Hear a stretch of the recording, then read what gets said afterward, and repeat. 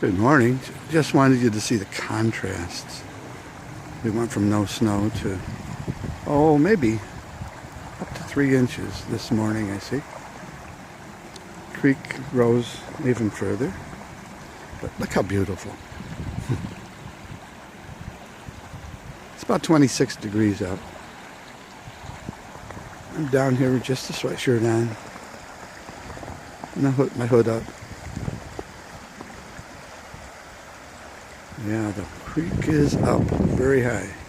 Very high. As you can see, but of course you don't know what to compare with. Yeah, that's high. See right straight ahead, there's actually a tree.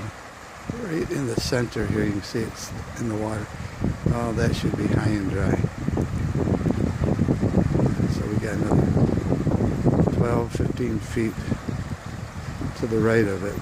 And then, of course, the other is the spillway for the creek, the overflow area, which is also taking some overflow coming down.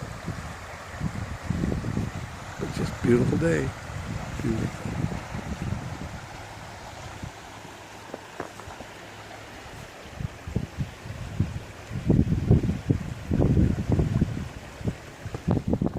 My girls.